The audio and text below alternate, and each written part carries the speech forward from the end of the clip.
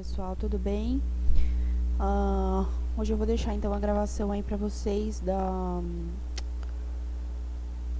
revisão, né, do sistema nervoso autônomo. Eu fiquei de deixar gravado na sexta-feira passada, mas eu tive vários problemas com essa gravação. Na verdade, essa é a 9ª vez que eu tô tentando gravar essa aula.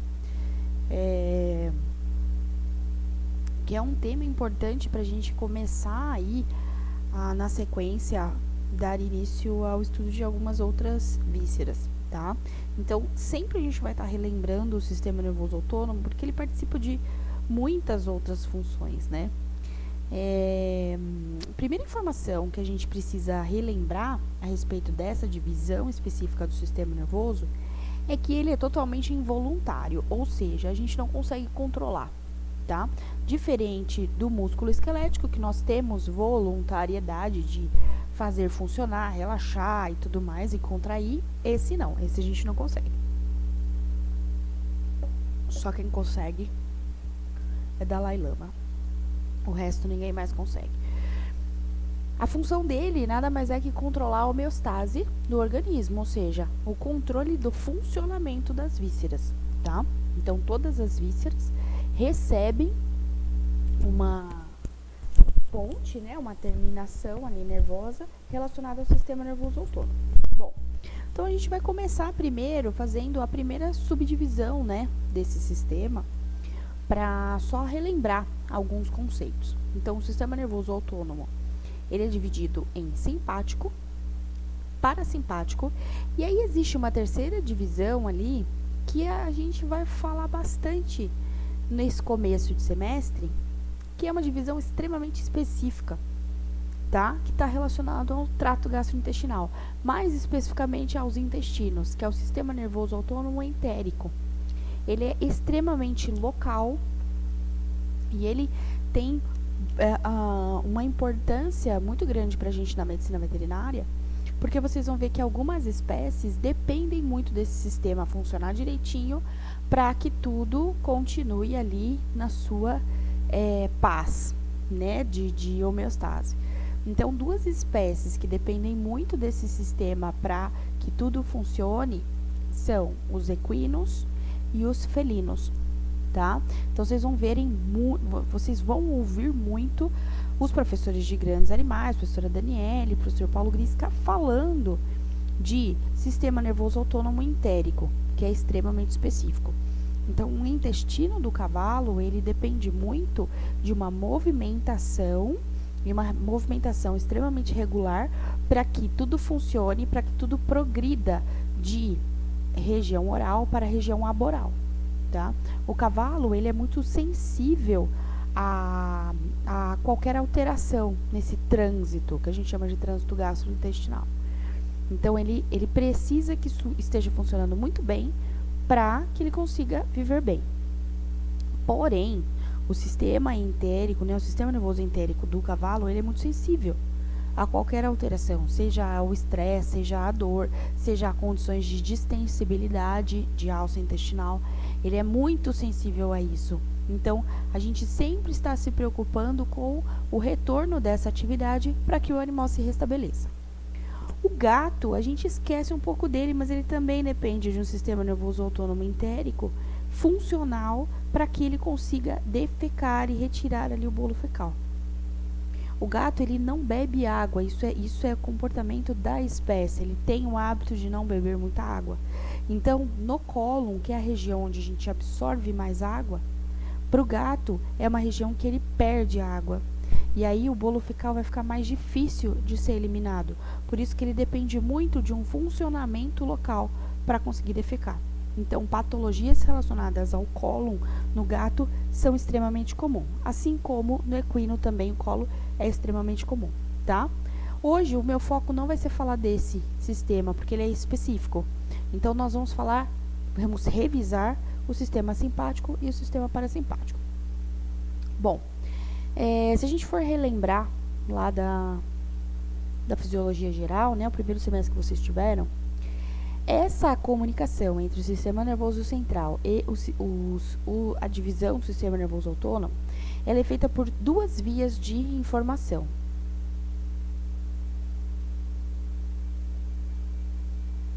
que aqui são representadas por 2 neurônios, certo? Então, o sistema nervoso central consegue comandar uma víscera, por exemplo, uma víscera X, através de 2 vias de informação. Então, existe um prolongamento do sistema nervoso central que passa por todo o nosso neuroeixo, que é a medula espinal. Então, lá da medula espinal, emergem neurônios que estão relacionados... Qual cor eu vou usar? Eu vou usar essa. Que estão relacionados com o sistema simpático e o sistema parasimpático. Vamos relembrar o primeiro deles, que é o sistema simpático, que está relacionado à ação, ou erroneamente à luta ou fuga. A gente não ativa o simpático só quando a gente está fugindo, tá? Então, por exemplo, agora, quando vocês estão assistindo a aula, provavelmente, numa sexta-feira à noite, vocês estão ativando o sistema simpático, que é um sistema de ação. Então, ele controla a ação das vísceras. Bom, o primeiro neurônio que sai aqui da medula espinal, que é responsável por levar a informação até metade do caminho, na divisão simpática, ele tem a característica de ser curto. E aí existe uma relação aqui, né, de comunicação entre um neurônio e um segundo neurônio.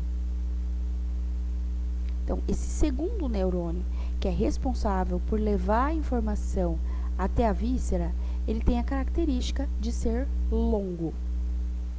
Então, a gente vai dar nome a esses 2 neurônios. Esse primeiro neurônio, nós vamos chamar de neurônio pré-ganglionar.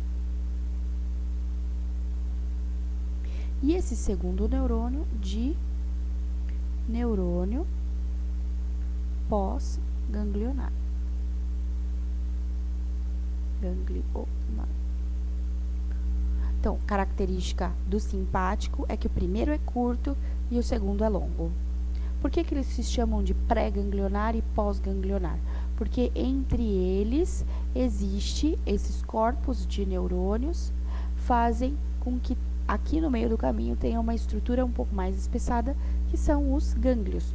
Então, aonde eles se encontram aqui para fazer sinapse, são os gânglios, que é onde eu tenho a maior concentração de corpos neuronais, certo? Bom, então existe uma relação aqui de saída, né, da medula espinal. No caso do sistema simpático, está relacionado à região tóraco-lombar. Isso aqui é mais anatomia do que fisiologia, mas vale a pena a gente relembrar, tá? Esses gânglios do sistema simpático, eles são mais próximos da medula espinal, ou seja, a gente consegue encontrar ele próximos ali da coluna vertebral, tá? Eles são fáceis de identificar. Então, essa é uma característica do sistema nervoso simpático. Enquanto isso, o sistema nervoso parasimpático, ele vai ter uma relação ali de comprimento inverso ao simpático. Então, o primeiro neurônio, que é aquele que leva informação até a metade do caminho, ele vai ser longo. E o segundo neurônio, que é responsável por receber essa informação e levar até a víscera, ele vai ter uma característica curta. E, inclusive, esse gânglio, né, onde estão os corpos neuronais do sistema nervoso simpático, ele está muito próximo da víscera. Inclusive, a gente pode chamar ele de intramural. Ele está muito próximo da víscera. Então, o neurônio pré-ganglionar, aqui, ele tem uma característica de ser longa. Enquanto que o pós-ganglionar tem uma característica de ser mais curta. Então, essa é a primeira diferença ali que a gente vê entre os 2 sistemas, tá?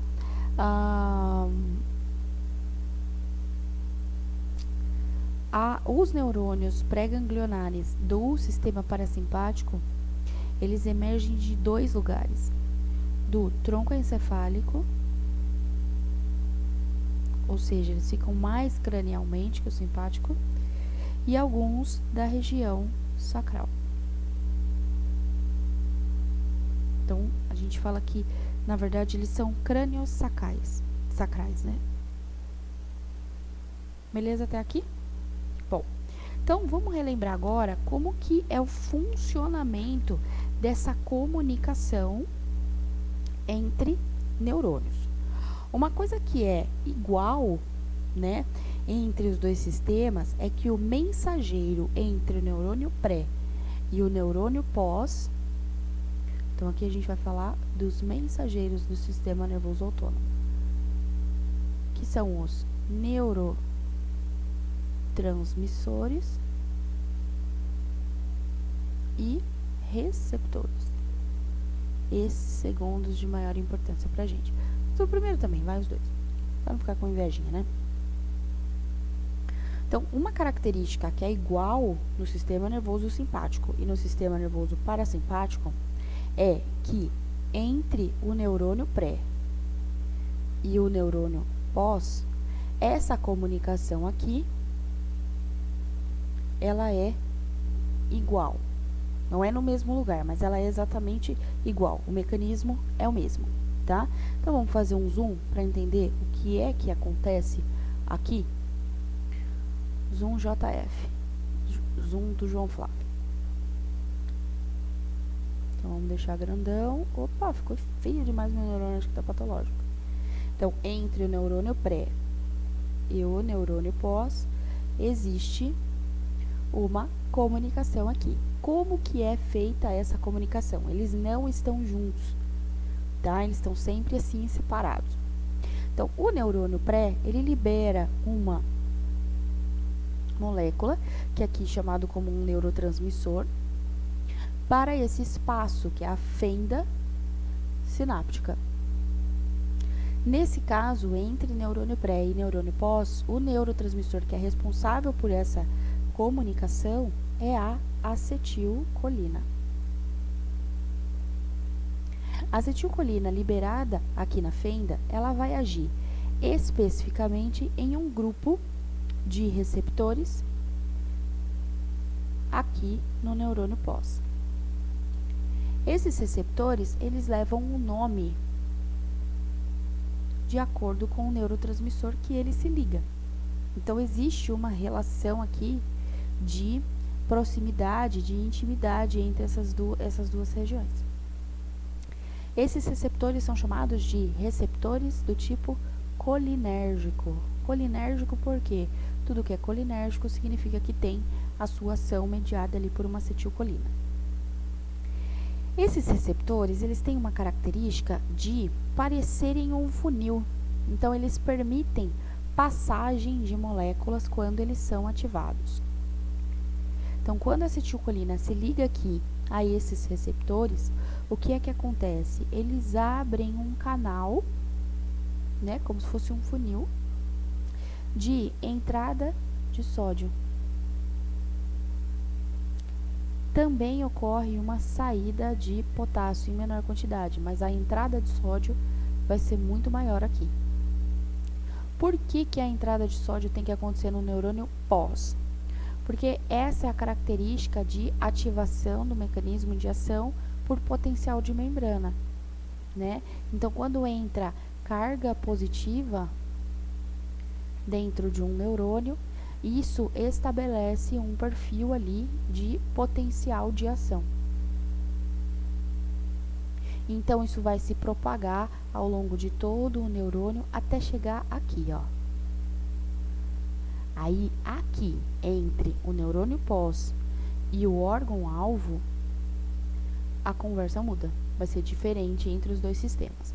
Mas, por enquanto, entre neurônio pré e neurônio pós, a comunicação é a mesma, tá? Quando a gente fala que um receptor, no caso colinérgico, ele permite a entrada de uma molécula, ele é um receptor do tipo iônico. Essa é a característica dele, é a maneira como ele trabalha, tá? Então, se ele funciona como um canal de passagem, ele se abre e permite passagem de sódio, então ele é um receptor do tipo iônico. Bom, Agora vamos então repassar lá no final o que é que acontece de diferente. Então, sistema nervoso simpático versus o sistema nervoso parasimpático. Não sei se eu separo ou se eu deixo igual. Eu vou fazer junto.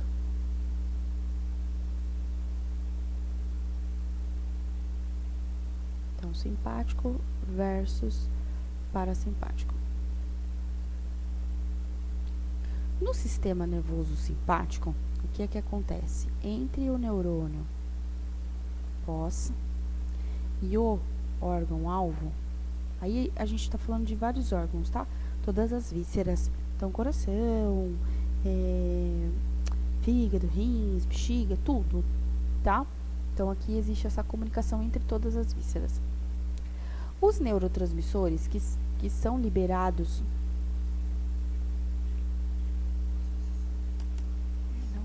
Meu rádio está meio alto. Os neurotransmissores que são liberados aqui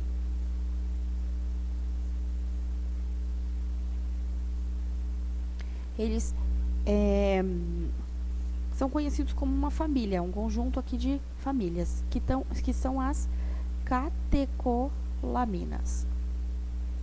Aí, as catecolaminas, elas são representadas por, principalmente, noradrenalina, em maior quantidade, é o que a gente mais produz, a adrenalina e a dopamina, em menor quantidade, bem menos. Tá? Então, sempre quando eu for representar um neurotransmissor do sistema simpático, provavelmente eu vou desenhar a noradrenalina. Então, a noradrenalina, assim como a acetilcolina, ela fica aqui dentro do neurônio pós, em uma vesícula. Ela sofre, então, essa passagem, né, do neurônio pós para a fenda. E aí, na fenda, essa noradrenalina, ela vai ter um sítio de ação específico. Vou apagar aqui e vou desenhar mais para lá. Que sítio de ligação específico que é esse? São receptores específicos localizados no órgão-alvo.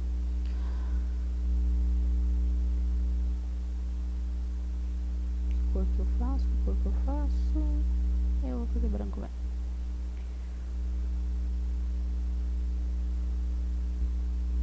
Existem 4 tipos de receptores localizados aqui na membrana das vísceras que estão relacionados ao sistema simpático. Todos eles a gente vai denominar como sendo receptores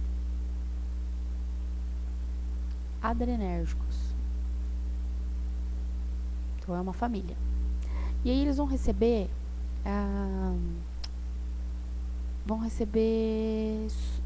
nomes específicos aqui em cada um. Tá? Então, cada um deles agora vai receber um nome específico. Então, existem receptores adrenérgicos que são do tipo alfa 1, existem receptores adrenérgicos que são do tipo beta 1, existem receptores adrenérgicos que são do tipo beta 2 e existe um terceiro tipo de receptor adrenérgico que é chamado de alfa 2. Eles estão dispostos em números, quantidades diferentes de acordo com cada víscera. Tá? Então, por exemplo, os receptores do tipo alfa 1, eles estão em grande quantidade nos vasos, na musculatura lisa dos vasos sanguíneos. Os receptores do tipo beta 1 estão muito localizados no sistema de condução do coração. Os receptores beta 2 estão bastante localizados no parênquima pulmonar. E o alfa 2, ele está disposto em diferenças ali de vísceras, mas todas as vísceras recebem um receptor alfa 2, tá? Quando a noradrenalina, ela se adere aqui a esse receptor, diferente do que acontece no colinérgico, esse receptor, na verdade, ele é ativado e ele passa uma informação para dentro da célula.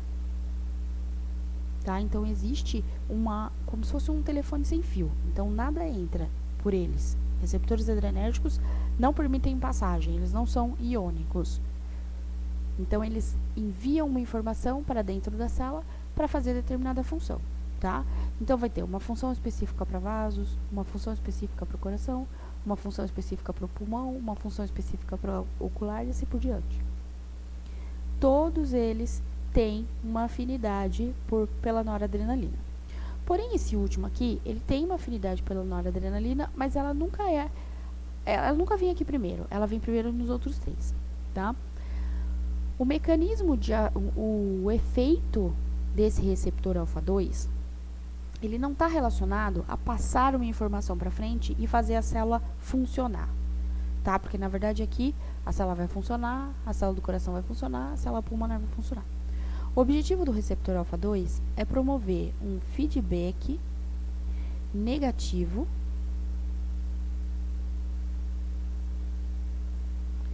no neurônio pós, impedindo a liberação de mais noradrenalina para a fenda. Então, eu brinco que, na verdade, o alfa-2, ele é um pé no freio no sistema. Ele vai lá e dá uma brecada. Ele fala, ó, não, chega, já deu 3 noras aqui. Não tem porque se liberar mais. Já tá todo mundo ocupado, já tá todo mundo agindo, tá todo mundo já fazendo a sua função aqui, tá? Então, ele é um pé no freio do sistema. Todo órgão tem um receptor alfa-2. Alguns em mais quantidade, alguns em menos. Então, existe uma variação. Certo? Bom, eu ia desenhar aqui, mas acho que eu vou acabar utilizando aqui como um prolongamento. Vamos apagar o parasimpático aqui. Depois eu escrevo ele de novo. Todos esses receptores, independente de onde eles estão, eles vão promover um efeito. Então, quando a gente fala em efeito alfa-1, quando eles são ativados, o que é que eles fazem? Eles aumentam o tônus da musculatura lisa dos vasos. Então, consequentemente, qual é o efeito clínico que a gente visualiza disso? Aumento da pressão arterial, ou seja, vasoconstrição. No coração, o receptor beta 1, eles estão localizados em maior concentração no nodo sinusal e no nodo atrioventricular. Então, quando eles são ativados, eles aumentam a atividade das células especializadas. Então, qual é o efeito clínico disso? Aumento da frequência cardíaca e melhora e aumento da contratilidade. Aumenta o trabalho cardíaco. Os receptores do tipo beta 2 estão relacionados ao parênquima pulmonar. Quando eles são ativados, o que eles fazem? Eles melhoram a ventilação pulmonar.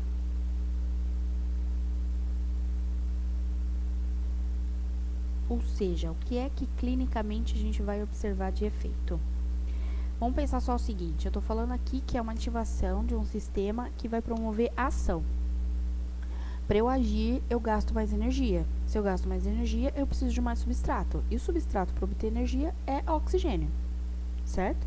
Então, eu preciso colocar mais oxigênio para dentro. Qual é a maneira mais fácil de eu colocar mais oxigênio para dentro do alvéolo? É promovendo uma dilatação da via de entrada.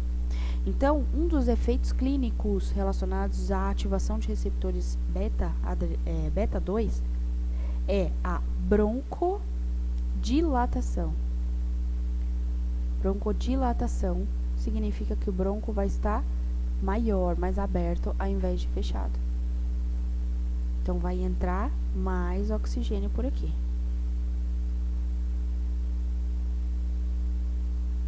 Além de broncodilatação, a gente observa aumento de frequência respiratória, aumento de vias respiratórias. O efeito relacionado a alfa-2, na verdade, é um pé no freio. O que ele faz? Ele promove algum grau de sedação e ele faz um feedback negativo para a liberação de noradrenalina. Então, ele fala assim, ó, calma, chega.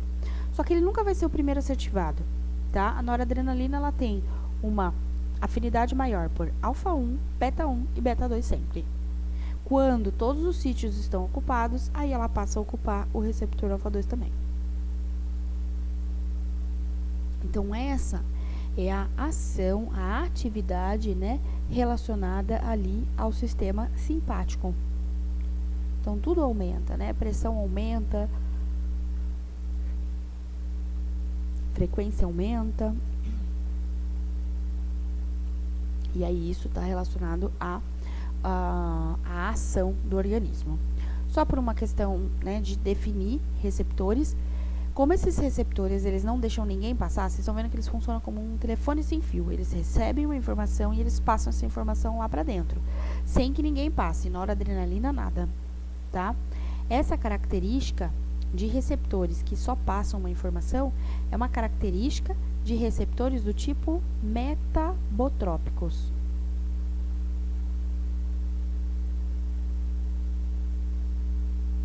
Eles não são iônicos, eles são metabotrópicos. Eles aceleram uma atividade dentro da célula, mas não permitem nada de passagem. Agora, vamos falar sobre os receptores e neurotransmissores relacionados ao sistema parasimpático. Nunca nenhum sistema trabalha junto com o outro. Então, quando um está sendo ativado, automaticamente o outro está sendo inativado. Então, da mesma forma como eu tenho um neurônio pós no simpático, eu vou ter um neurônio pós no parasimpático. Existe também um órgão-alvo aqui. E eu preciso de um meio de comunicação disso. Essa comunicação, ela é feita através da liberação de um neurotransmissor, que aqui, novamente, vai ser a acetilcolina. Desculpa, pessoal. A acetilcolina, então, vai ser liberada para a fenda. Opa!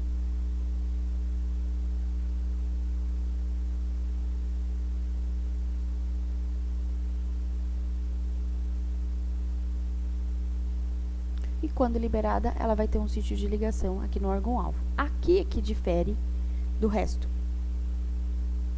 Então, no órgão-alvo, na divisão parasimpática, existem receptores que são chamados de receptores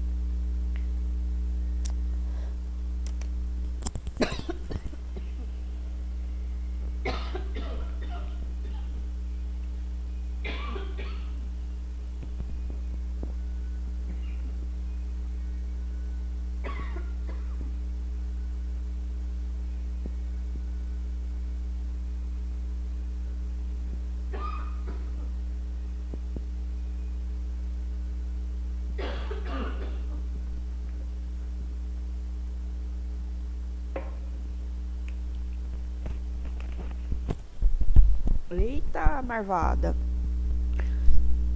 Todo ano, próximo de março, abril, eu tenho uma tosse que é sazonal. Ela demora uns 40 dias para passar. Segundo meu médico, é tosse termogênica. Faz 5 anos que eu tenho que tratar, nunca consigo. Bom, então esses receptores aqui no órgão-alvo da divisão parasimpática são receptores do tipo muscarínicos. E aí eles levam um número, né, na sua composição. Então, é M1, M2 e M3. Existe também uma relação para cada órgão e tudo, mas a importância vai ser da gente saber que são receptores muscarínicos. Da mesma forma que os receptores adrenérgicos não permitem a passagem, esses também não. Tá? Então, os muscarínicos também são receptores do tipo metabotrópicos. Eles promovem uma ação dentro da célula, porém não permitem ninguém passar.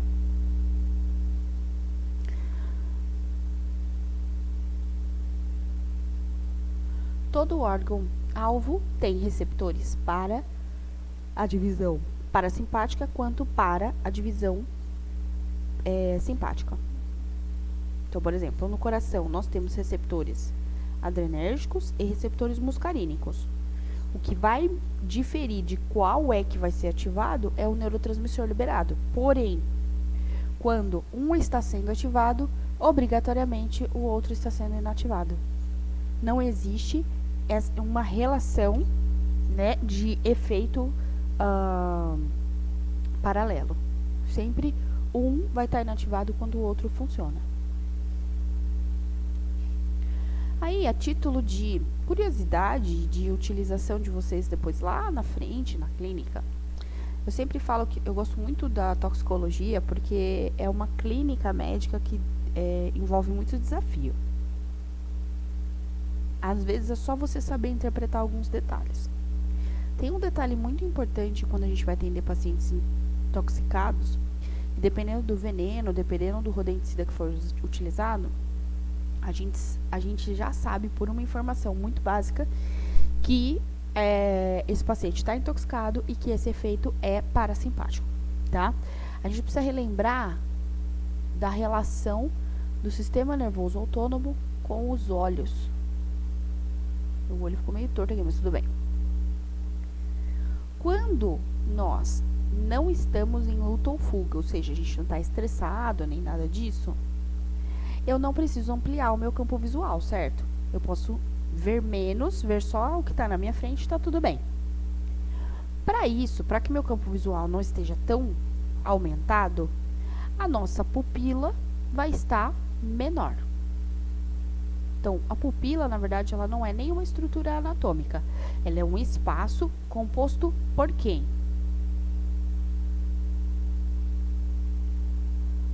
Pela musculatura lisa da íris, tá? Então, erroneamente, a gente fala que quando a pupila ela está menor, ela está diminuída, certo? Mas, na verdade, o que está acontecendo é que quando a pupila está diminuída de tamanho, a íris, as fibras musculares da íris está relaxada.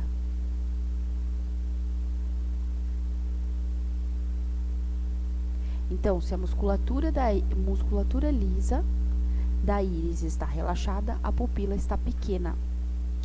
A gente denomina que essa condição clínica, a gente vai dar um nome para ela, quando a pupila está menor, por conta de um relaxamento muscular da íris, esse paciente ou esse indivíduo está em miose. Miose, a palavra é curta, então significa que a pupila está menor, pequenininha. Quando a gente precisa sair de uma situação de estresse ou precisa, né, agir, eu preciso ampliar o meu campo de visão, então eu preciso ver além da minha frente. Então, o que é que vai acontecer com a pupila? Ela vai ficar maior. Então, pupila maior, na verdade, reflete pra gente que a musculatura da íris contraiu.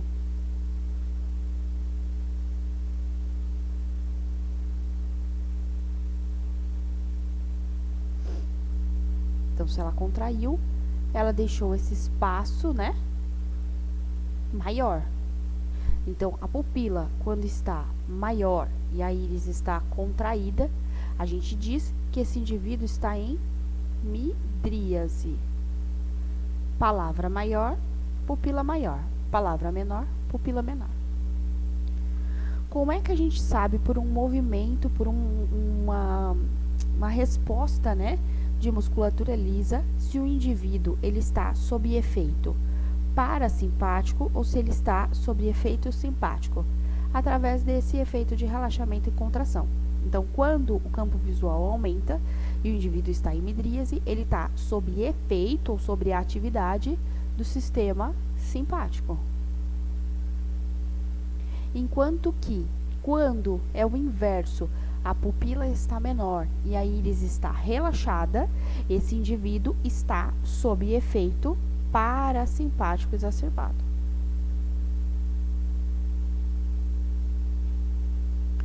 Paulo do céu, por que você falou isso agora? Nada a ver, o olho com o resto. É tão mais legal falar do resto. Você recebe um paciente que está intoxicado. A intoxicação, querendo ou não, é uma condição de estresse. Ele pode chegar para você sob uma condição sistêmica de ativação simpática. Coração acelerado, pressão alta. Mas a pupila não vai errar. A íris vai estar sempre relacionada ao sistema que está sendo mais ativado. Então, a gente não se confunde. Então, os venenos, os rodenticidas, as medicações que são usadas para controle de pragas, elas trabalham muito dessa forma. Elas ativam o sistema parasimpático de forma exacerbada para que o indivíduo morra, porque aí ele não consegue mais agir. Então, um paciente, comumente, quando está intoxicado por algumas medicações, que aí vocês vão aprender na toxicologia, ele vem pra gente clinicamente com miose e não responde, tipo, não bate o quadro. Tipo, parece que esse indivíduo está estressado, mas ele está em miose, não bate. Então, vai investigar se isso não é uma intoxicação, tá? Então, por isso que a gente não pode se limitar só a esses efeitos de vaso, coração, pulmão, que são os sistemas que mantêm a vida, né? A gente tem que também ficar de olho em sistemas que muitas vezes nos dão algumas riquezas, né, de detalhes. Então, só para a gente relembrar, então, aqui, quando eu ativo receptores muscarínicos, ativação de receptores muscarínicos, eles clinicamente vão me dar um efeito de diminuição do tônus da musculatura lisa, ou seja, consequentemente, diminuição da pressão arterial. Diminuição da atividade cardíaca, ou seja, diminuição da frequência cardíaca e diminuição da contratilidade. Na parte pulmonar, eu não preciso colocar tanto oxigênio para dentro, então o que a gente observa é diminuição do volume pulmonar. Como que a gente faz isso? Diminuindo o lumen da via respiratória, ou seja, promovendo broncoconstrição e diminuição da frequência respiratória. Então, esses são efeitos mais sistêmicos e direcionados a sistemas que mantêm a vida, que se correlacionam com o sistema parasimpático e o sistema simpático. Aí eu vou propor um exercício para vocês fazerem. Eu vou deixar pra gente... na verdade, assim, ó, como atrasou, era para eu ter postado na semana passada, eu vou deixar postado. Não vou discutir nessa sexta, mas eu vou deixar gravado a explicação, tá? Eu gostaria que antes de ver a gravação que vocês tentassem resolver, tá? Então, pelo menos aí até segunda ou terça que vocês tentassem resolver. Digamos que um paciente ingeriu acidentalmente 2 comprimidos de atenolol e 2 comprimidos de escopolamina, tá? O que é que eu quero que vocês façam como pesquisa para vocês conseguirem resolver o problema? Vocês vão ter que ir atrás dessas 2 medicações e saber qual é o mecanismo de ação deles, ou seja, onde eles agem, em quais receptores que eles agem. Vocês já têm capacidade de entender, tá? Com essa aula vocês já têm capacidade de fazer isso. Então, vocês vão me responder quais os receptores que estão envolvidos no mecanismo de ação de cada fármaco, ou seja, aonde que ele age, quem que ele simula, tá? Quais os efeitos esperados. Então, dependendo do efeito, você já vai saber o que é que vai acontecer. E, pensando em reversão de efeito relacionado a um receptor, como que você resolveria esse caso? Tá? Não é a base da toxicologia, mas é uma forma da gente resolver. Vocês também já têm capacidade de fazer isso. Tá ok? E aí, para sexta-feira que vem, eu vou deixar a resolução desse segundo caso. Esse eu quero resolver com vocês, tá? Então, também posso deixar daí gravado, então eu entro em conferência e aí faço a resolução com vocês. Acredito que eu vou deixar gravado, tá? Parece um caso um pouco mais complicado, mas esse daqui aparentemente tem mais informações do que o outro, e vocês vão ver que vocês vão tirar de letra. Então, consequentemente, quem quiser tentar resolver esse, ok, eu acho que é uma evolução aí, mas esse eu vou resolver para vocês, junto com vocês, tá? Para vocês começarem a entender clinicamente como que é importante a gente saber o que são os receptores e aonde que eles agem. Ok? Pessoal, aleluia, aleluia, aleluia, consegui terminar. Uma boa noite, e qualquer dúvida vocês podem me mandar pelo WhatsApp ou pelo fórum da